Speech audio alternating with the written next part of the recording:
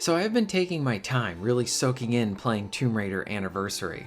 I love Legend, it's one of my favorite games, and it's my very first Tomb Raider title that I beat when it was released. And while I dabbled a bit with its two sequels, I never actually went through and completed both of them. Again, I enjoyed what I played at the time, but I would always get distracted or honestly found myself just replaying Legend. But I figured after Legend was released through the PlayStation Classics, I'm like, now is the time to fully go through this trilogy, really appreciate it and see all that it has to offer. The more I played Anniversary, the more I see how, while it takes many of its mechanics from Legend, the design of it is very different from the prior game. And I guess that would make sense since Anniversary is a remake of the very first Tomb Raider game. And I think much of this older style is then found in this remake and inspiration. I say inspiration because this works into the Legend trilogy and acts as a sort of a sequel prequel to that game.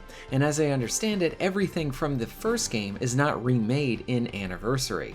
But what is present here, I really enjoy, just like the rest of this trilogy. I find this entry underrated as well.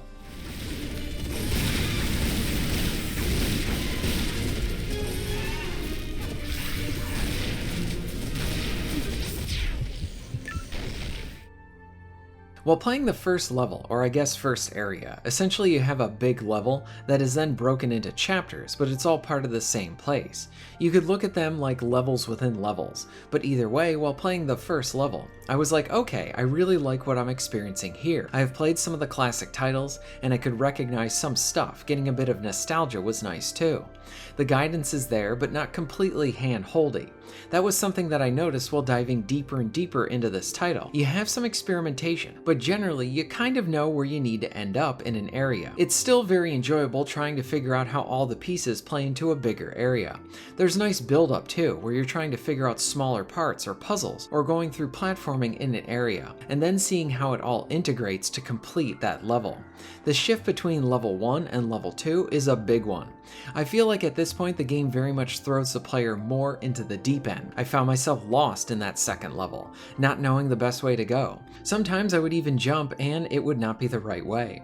Throughout it all, I was having a blast. Sure, there was some head scratching and even a bit of frustration at times, but I was on an adventure. It was me and the environment, very old school in that respect. I felt like an explorer.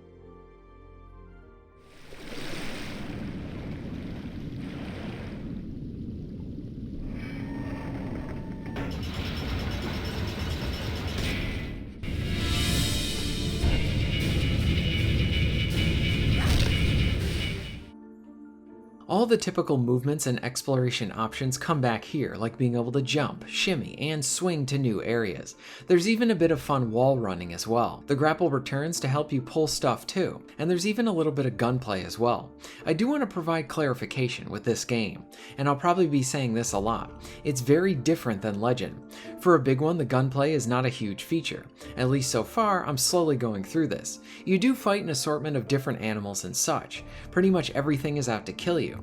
And those fights can be pretty fun, but they are generally kind of the same so far. Like I would fight some type of wild cat or a gorilla, and both fights would play out the same. Dodge out of the way and then manage to maybe pull off a critical dodge so that you can get those deadly headshots in.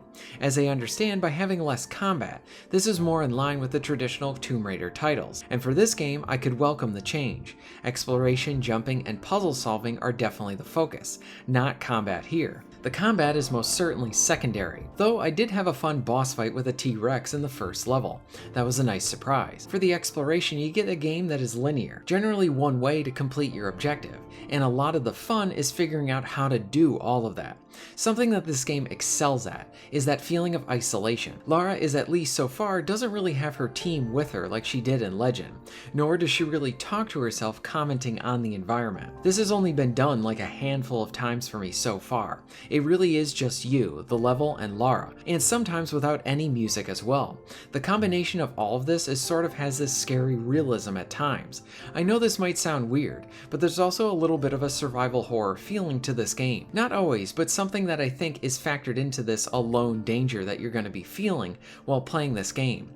I think in this respect, this is where the game is trying to invoke that classic feeling of the original games. It's less talky, more you, the player, just trying to navigate and figure out the environment. By the time I got to Atlantis, this is where I had many of those moments where I would die. I was lost or confused, but still having a really great time.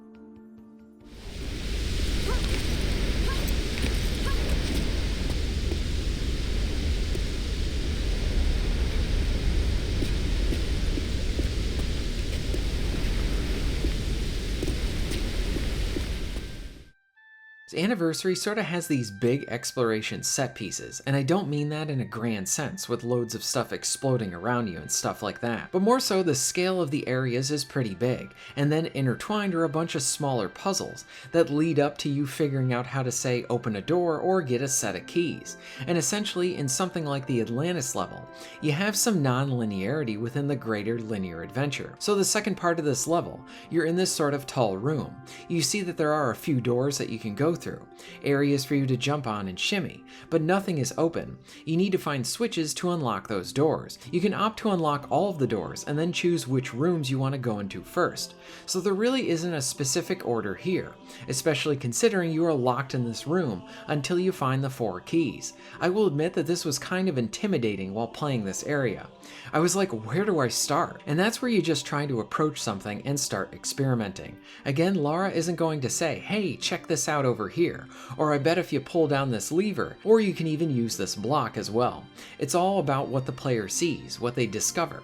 That's where some of the head scratching will come into play here, because the solution is not always the most obvious. Again, it might be some of my lack of skill. I am sure the classic Tomb Raider players will figure out a lot of this stuff quicker than me, but I was again both taking my time with this title, and also I felt like I was doing this because the game also wanted me to play this way as well.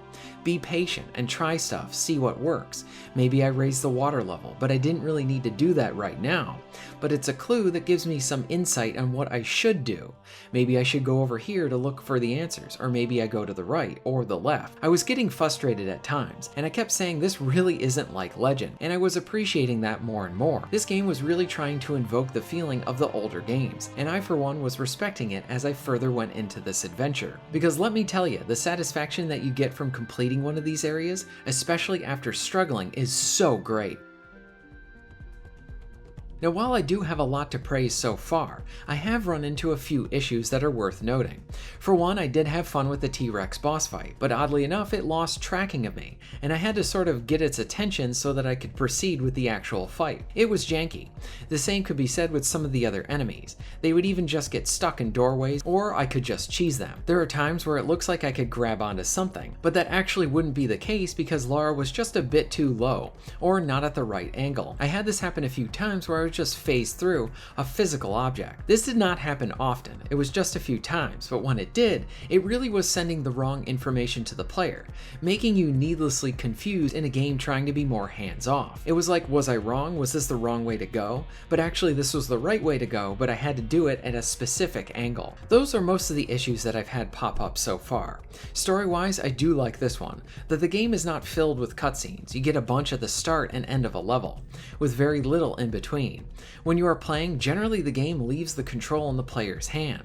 So yes, as I explored this title, it was less like Legend, and while I even might prefer Legend's style, I'm very much falling in love with Anniversary's style too, and how I think the developers tried, and I think succeeded, in invoking the feelings of the classic games. Tomb Raider Anniversary is awesome, and most certainly underrated. What are your thoughts on Tomb Raider Anniversary? Did it respect the original? Let me know in the comments down below. If you're interested in supporting the channel, please check out my Patreon page. For just $1 a month, you can help to keep this channel going strong, and this allows me to be able to do more for my awesome audience. Please check out the links in the description and pinned comment for ways to support the channel. And most of all, thank you very much for watching.